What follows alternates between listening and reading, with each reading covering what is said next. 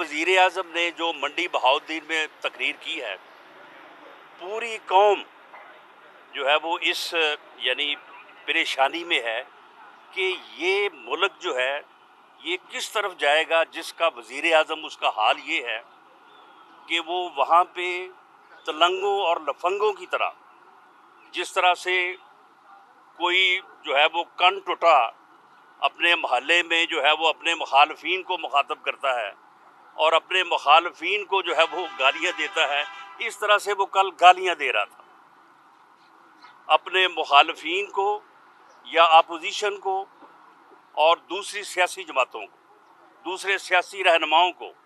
उनके ख़िलाफ़ जिस किस्म के अल्फाज वो इस्तेमाल कर रहा था, आप मुझे बताएं कि जब मुल्क का वज़ीर आज़म जो है उसका लेवल ये होगा तो फिर उसके बाद क्या सूरत हाल होगी। वो बुखलाया हुआ है और उसकी वजह ये है कि उसका एक ही माटो था, घटिया इंतकाम, और वो उसका इंतकाम जो है वो इस वक्त बिल्कुल जो है वो नाकाम हो चुका है। आप मुझे बताएं कि कल जो उन्होंने मंडी बहाउद्दीन में जलसा किया है, क्या वो तहरीक इंसाफ का जलसा था? तहरीक इंसाफ का जलसा जो है वो आपने जलसे देखे हुए हैं इलेक्शन से पहले या इलेक्शन के दौरान? तो अब आप PMLN के जलसे आपने जो है वो देखे हैं। पिछले महीने 2 महीने पहले फैसलाबाद में मरीम नवाज साहबा का जलसा हुआ था। तो ये सियासी जमात का जलसा नहीं था, वो वही सरकारी मशीनरी का जलसा था जो ये मंडी बहाउद्दीन में किया। और सिर्फ इसने एक अपॉर्चुनिटी सी की कि अपोजिशन को जो है वो वहाँ पे आके जो है वो गालियाँ दे। हम किसी अंपायर की उंगली की तरफ नहीं देख रहे। हाँ, ये हमारा मुतालबा ज़रूर है और हम ये चाहते हैं, ये हमारी सियासत है, ये हमारा मकसद है कि किसी अंपायर की उंगली नहीं होनी चाहिए। किसी अंपायर को मुल्क के सियासी मामलात में मुखल नहीं होना चाहिए। सियासत जो है वो सियासी जमातों का काम है, सियासतदानों का काम है। बाकी जिसका जो काम है, जिसको जो आइन जो है वो जिस तरह से इख्तियारात तफवीज़ करता है, उन्हें अपनी आइनी हदूद में सियासी जमातों को भी, पार्लियामेंट को भी, अदलिया को भी और बाकी अदारों को भी जो है आइनी हदूद में काम करना चाहिए। आइन के ऊपर अमल करने से ही मुल्क आगे बढ़ेगा।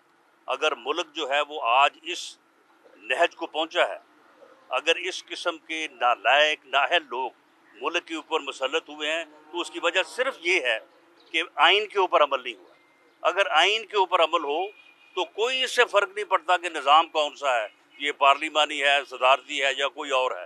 निज़ाम से कोई फ़र्क नहीं पड़ता। आइन के ऊपर अमल किया जाए और तमाम अदारे, तमाम जो है वो सेगमेंट ऑफ सोसाइटी आइनी हदूद में रह के अपनी ज़िम्मेदारियाँ निभाएं, तो मुल्क जो है वो बिल्कुल तरक्की कर सकता है। अगर हमारे मुल्क में भी ऐसा होता तो हम आज जो है वो बहुत आगे होते, और हमारी इस पस्ती की वजह, हमारे इस जो है वो बुरे हाल की वजह जो है बुनियादी तौर पे यही है कि आइन के ऊपर अमल नहीं। ये कहते थे कि जी अपोजिशन के पास तो है ही कुछ नहीं जी, अपोजिशन तो ऐसे बातें कर रही है जी, हम तो बड़े कंफर्टेबल हैं, हमें तो कोई ख़तरा नहीं है। तो अगर ये सारा कुछ था तो फिर ये आप वजारतें क्यों बांटने लगे हैं? अब ये एक एक हलके में 2-2, 3-3 अरब रुपए की डेवलपमेंट फंड्स जिन लोगों को ने बुलाया और उनको वो क्यों दिए? तो इससे साबित होता है कि जो ये कह रहे थे वो गलत है, जो हम कह रहे हैं वो अल्लाह के फजल से ठीक है और आवाम की दुआएं भी हैं। हर तरफ, हर जगह पे जहाँ भी हम जाते हैं लोग यही कहते हैं कि इन्हों को खुद जान छुड़ाओ, इन्हों को जान छुड़ाओ। आज आप देख लें कि ये मैं कोई मेरा ख्याल है 50-60 पेशियाँ जो है वो भुगत चुका हूँ। इल्ज़ाम मेरे ऊपर उसने ये लगाया कि एक नेट है, एक नेटवर्क है कि पूरी दुनिया में मैं जो है वो हीरोइन सप्लाई करता हूँ। 2.5 साल हो गए हैं, वो इतना नेटवर्क जो अफ़गानिस्तान से लेके पाकिस्तान तक और पाकिस्तान से आगे पूरी दुनिया में फैला हुआ है, उसका कोई दूसरा आदमी नहीं है सामने ला सके कि वो इतने बड़े नेटवर्क का कोई दूसरा आदमी जो है वो कौन है। और उस वक्त भी ये खुद मीटिंग करता रहा, उस वक्त भी बाकायदा इसकी तस्वीर जो हैं वो पब्लिक हुई कि वज़ीर आज़म साहब बैठे हैं और इनके सामने शहरयार अफरीदी बैठा है, फ़िरदौस आशिक अवान बैठी हैं और DG नारकोटिक्स बैठा है और उनको पेपर पकड़ के ये बता रहा है कि आपने जाके प्रेस कॉन्फ्रेंस करनी है और इस तरह से इल्ज़ामात लगाने हैं। मियाँ शहबाज शरीफ के मुतल्लक, खुद वहाँ पे जो है वो उनके केस के मुतल्लक जो है वो गुफ्तगू करता है, जबकि अदालतों में कोई सबूत पेश नहीं कर सके। मियाँ शहबाज शरीफ के खिलाफ जितने सबूत इन्होंने इकट्ठे करके बाहर भेजे थे मनी लॉन्ड्रिंग से मुतल्लक, वो NCA ने, जो कि एक इंटरनेशनल क्रिमिनल इन्वेस्टिगेटिंग एजेंसी है जिसकी एक क्रेडिबिलिटी है पूरी दुनिया में, उन्होंने जो है वो उसे क्लियर कर दिया है कि इनके खिलाफ कोई मनी लॉन्ड्रिंग का जो है वो इल्ज़ाम नहीं है। और नैब जो है वो नाकाम हुई है। नैब के केसेस में जो है वो उनकी बेल हुई। नैब के लोग जब हाई कोर्ट में पेश हुए तो उन्होंने खुद कहा कि जी करप्शन का तो कोई इल्ज़ाम ही नहीं है हमारी तरफ से मियाँ शहबाज शरीफ के ख़िलाफ़। अब नैब से नाकामी के बाद अब FIA को मुतहर्रिक किया हुआ है, एंटी करप्शन को मुतहर्रिक किया हुआ है। तो ये इस तरह से कोई चीज़ पिछले 3.5-4 साल में ये साबित नहीं कर सके। ना कोई इल्ज़ाम जो है वो मियाँ शहबाज शरीफ के ख़िलाफ़ साबित कर सके। हमज़ा शहबाज को 2 साल जेल में रखने के बावजूद कोई चीज़ साबित नहीं कर सके। मरियम नवाज़ के ख़िलाफ़ अब हाई कोर्ट पूछ रहा है, इस्लामाबाद हाई कोर्ट कह रहा है नैब को कि जनाब लाएं, इन सवालों का जवाब लाएं। अब भागे फिर रहे हैं और कभी कहते हैं जी हमें 1 हफ्ते की जो है वो डेट दे दें, कभी 4 हफ्ते की डेट। और अब वहाँ पे एक प्रोसिक्यूटर एक ऐसे यानी बंदे को मुकर्रर किया है जो बद अखलाकी और बदज़बानी में जो है वो एक अपना नाम रखता है।